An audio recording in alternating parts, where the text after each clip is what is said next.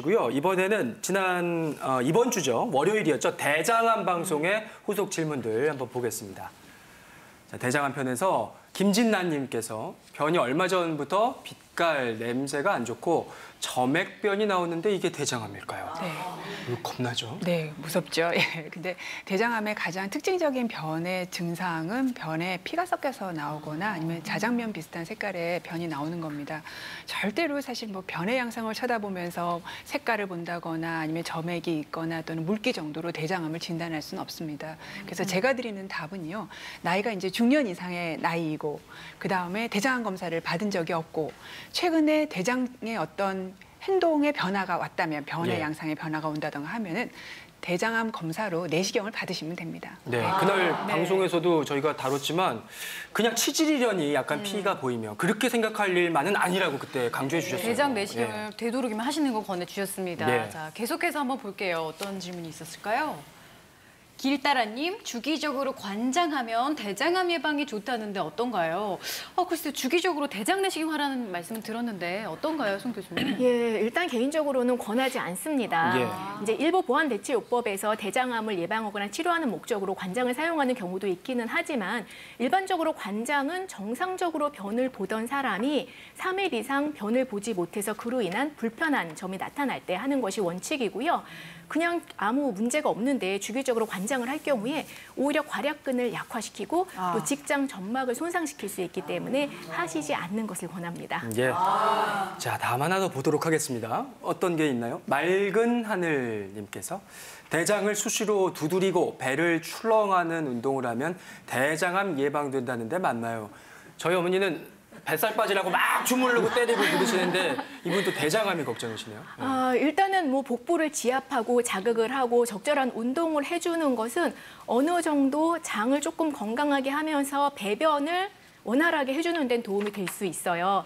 그런데 대장암을 예방하기 위해서는 그것보다 건강한 식생활 그리고 꾸준한 운동이 훨씬 더 중요합니다. 네. 자, 계속해서 이번 주 화요일 방송된 커피에 관한 주제로 한번 넘어가 보도록 할게요. 어떤 질문 주셨을까요? 1098님, 커피가 간에 좋다는데 카페인에 약한 사람에게도 이게 해당되나요? 카페인에 약한 사람들은 이제 심장에 무리가 가지 않을까 이런 궁금증도 있는데요. 예, 그렇죠. 우리가 이제 커피가 건강에 좋다, 나쁘다 얘기를 할 때 우리가 커피 하면은 카페인만 생각하거든요. 근데 커피에는 클로노직산이라든지 여러 가지 좋은 성분들이 많이 있습니다. 근데 이런 것들이 이제 우리 몸에서 좋은 건강의 효과를 볼 수 있으려면 이제 그런 것들이 충분히 섭취될 때 거기에 따라 들어오는 카페인이 문제거든요. 그래서 카페인에 특히 예민하신 분들은 한 2잔까지 보통 드시면은 이제 괜찮을 것 같은데요. 근데 너무 많이 드시게 되면 커피의 유익한 효과보다는 카페인에 대한 각성 효과라든지 여러 가지 부작용 때문에 주의를 하셔야 될 것 같습니다. 예. 그날 방송에서 뭐 카페인에 민감하지 않은 보통 분들도 하루에 서너 잔은 안 넘기는 게 좋다고 교수님께서 말씀해 주셨던 걸로 저는 기억을 합니다. 예. 다음 질문 한번 볼까요? 미소천사님. 아이디가 예쁘네요, 미소천사. 커피 많이 마시면 골다공증 걸리나요? 몇 잔 이상이 위험한가요? 예. 골다공증. 미소천사님 말씀처럼 커피에 대해서 골다공증 환자들 걱정들 많이 하시거든요. 근데 카페인을 마셔서 이제 칼슘이 빠져나가고 이뇨작용 때문에 이제 골다공증이 되는 거 아니냐. 여러 가지 이론들이 많고 또 여러 가지 연구들이 많은데요. 굉장히 서로 약간의 논란이 많습니다. 최근에 우리나라에서 나온 연구인데 국민건강영양조사에 의하면 커피를 2잔, 3잔, 4잔, 5잔까지 마셨을 때 오히려 골다공증의 예방 효과가 있고 그다음에 5잔 이상 마셨을 때는 골다공증에 좋지 않다 이런 얘기도 있거든요. 그래서 사실은 결국은 중용을 잘 지켜서 2-3잔 정도 드시는 거가 좋을 것 같습니다. 역시나 중용을 잘 지키는 게 중요하고요. 저런 말씀 제일 어려워요, 사실.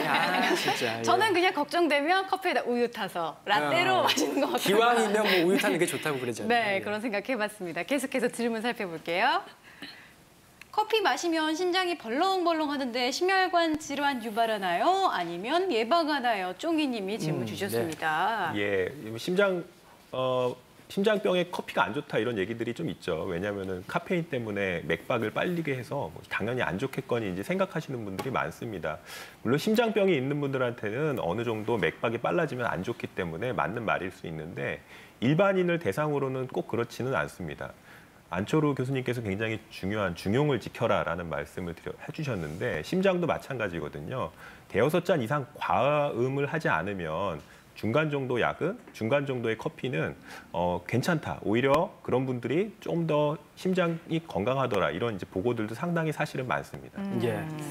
오늘 방송 끝나고 우리 안 교수님하고 개인적으로 중용에 대해서 한번 좀 얘기를 나눠보고 싶은. 적절하게 제일 힘들어요. 한주 배워야겠습니다. 자, 이번 주 수요일에 방송된 치매에 대한 질문인데요. 어떤 게 있을까요? 치매편. 빵사랑님, 술을 마시면 항상 필름이 끊겨서 기억을 못하는데 치매가 빨리 올까요? 예. 정답을 벌써 알고 계십니다. 빵사랑님께서 예. 빨리 옵니다. 일단은 필름이 끊긴다는 거는 이분이 자기가 해독할 수 있는 능력 이상의 술을 드신 거예요. 이 정도의 음주량은요, 직접적으로 뇌세포를 망가뜨립니다. 두 번째는요, 이렇게 필름이 끊긴 이 사이 중에 본인은 기억을 못하지만 크고 작게 머리를 다치실 수가 있어요. 그래서 이렇게 작은 뇌 손상도 누적이 되면 나중에 치매 발생에 연결될 수가 있고요. 무엇보다도 장기적으로 술을 계속해서 많이 드시게 되면은 이 술이 해독되면서 우리 몸에서 비타민 B1을 다 가지고 나갑니다. 만성적으로 비타민 B1이 결핍이 되면 또 이거 역시 치매의 위험 요인이 되기 때문에 이 세 가지 원인으로 치매의 위험도가 굉장히 높아지기 때문에 정신이 말짱할 때까지만 술을 드시는 것이 꼭 필요합니다. 맞아요. 사실 제 기억에도 그날 방송에서도 그렇게 강조를 하셨는데 오늘 또 물어보셨네요. 그러니까요. 아무래도 술을 좀 드시고 싶으셨던 게 아닐까 싶은데 정확하게 말씀을 해주셨습니다. 그런 만큼 좀 자제하시길 저희도 권해드리겠습니다. 저는 이 문제에 네. 대해서는 언급할 수가 없어요. 저부터 잘해야 되기 때문에. 예. 네, 계속해서 질문 보도록 할게요.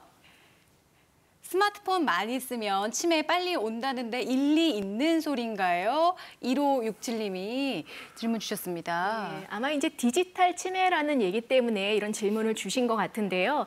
예전에는 전화번호 몇 개씩 외우고 다니고 간단한 계산 암산으로 하고 했는데 요즘엔 사실 자기 전화번호밖에 못 외우는 경우가 많잖아요. 그런데 결론적으로는 디지털 치매가 직접적으로 치매와 연관이 있는 거는 아니에요.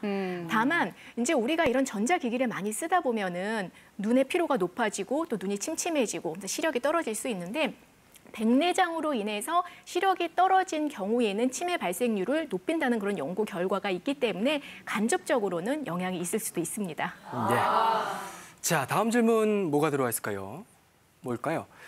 최수희님께서 82세 아버님 치매 판정받고 약을 드시는데도 공격적이십니다. 어떻게 해야 할까요?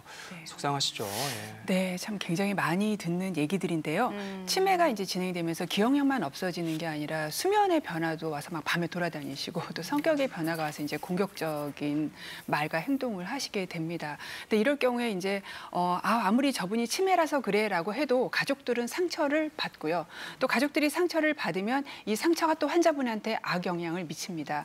우리가 치매 자체를 완치시킬 수 있는 약은 아직은 없어요. 하지만 치매에서 나타나는 이런 밤에 돌아다니시는 수면 장애라던가 아니면 공격적인 행동은 충분히 약물로 조절이 가능하기 때문에 이런 증상이 생겼다는 것을 이제 지금 봐주고 계시는 주치의한테 상의를 하셔서 약물을 좀 조정을 하셔서 네. 행동을 조금 예쁜 치매로 만들 수 있습니다. 네. 그리고요.